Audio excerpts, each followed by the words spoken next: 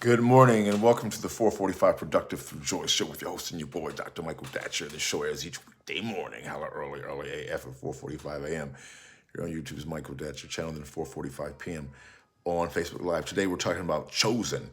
At times, I'm a basketball fan, a Laker fan, and LeBron's nickname, besides being the king, is the Chosen One. He was on the cover of the Sports Illustrated magazine when he was like 18, a senior in high school, and the title was The Chosen One.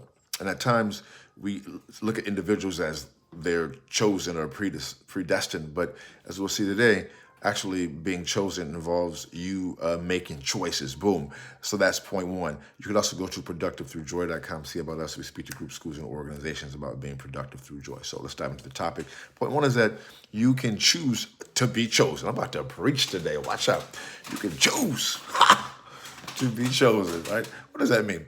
Well, when you make the choice to, what I would say, align with right thinking. What is that? What is right thinking? Which is really point two. Right thinking is thinking that you will, right? Thinking that, well, let me go start with this first step, is aligning, right thinking is aligning with what we call the primordial energy inside of it. We call it one love, we call it spirit, you can call it whatever, Yahweh, Jesus, whatever you want to call it, that thing that's has that predates you, that predates all of us, that original primordial energy.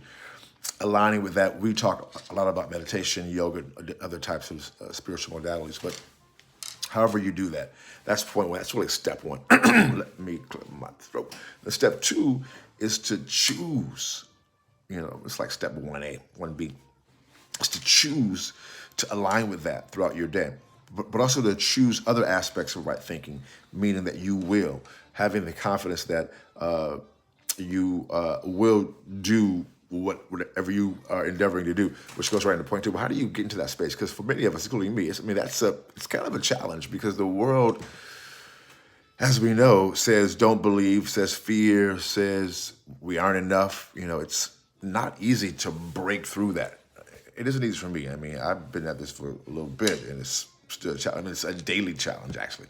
So that is why we say on this show, which is about productivity, it's about practice. Because in our philosophy, the productivity, external productivity, outward productivity, that which can be seen in the world of phenomena, begins inside, right? Back in the day, they used to call it, who was the brother of the cat? Harold Robbins? No, that's the writer. Somebody Robbins. He talked about personal power, but that's actually a real thing. Your external power, your external ability to do good on the planet begins with internal power. And you can enhance, I'm laughing, I'm just having all these thoughts now because I'm learning piano. I have a piano at the crib here. And you have to practice the piano. I mean, to really kind of deal with it, especially if you're endeavoring to engage in like what I would call black cultural forms, like play jazz. Sidebar.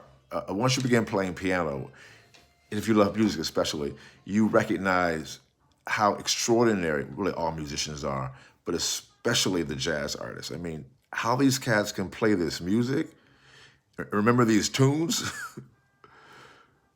Unreal. I mean, these cats, respect to all the jazz artists in the world, especially the piano players. Man, these cats doing it. Okay, I'm totally off topic. So, spiritual practice, we call it spiritual practice. You call it energetic practice. Whatever you're doing, like that, meditating, yoga, running, you can create your own practice. So that's what I do. I kind of have a mixture of meditation, physical activity, running, working out, visualizing. Reach out to us, we can help you develop your own practice. It's pretty powerful stuff. But as you practice your practice, that's how you are able to have the strength and the courage, because it does take courage, which is point three, which we'll get to in a second, to practice daily and to believe, which goes right into point three. So in my experience, maybe you found a way to do it without having courage, but man, like getting up every day, like getting out of bed, oh man, because I've been kind of struggling the last week, which happens, like I do not want to get up and face my responsibilities. I have a lot of them, a lot of things on my shoulders right now. It's like, whew, okay, let's get out of bed. And I still eventually get up, but at times I'll sleep in an extra hour, because I get up super early. It's like, I don't want to get up. want to get up in there so early. You know, I'm sure you've had that experience. I want to be an adult. I want to sleep in bed. You know, but that's just the first step. You know, there's other steps of being courage, and really all courage is deciding to do what needs to be done, even when you don't want to do it, even when you're afraid, even when whatever it is, just doing it anyway. That's what real courage is, because everyone, you know, is going to encounter fear. And one thing about spiritual practice is that it helps you with fear management in a way that's super productive. So anyway, I don't want to get too off the point. So boom, that's point 3. You have to be courageous, you know, to be chosen. Boom, goes the dynamite. That's all we have for today's show. We'll see you this afternoon at 4:45 p.m. Until then, let's talk about it and be about it. Deuces, I'm out like a light.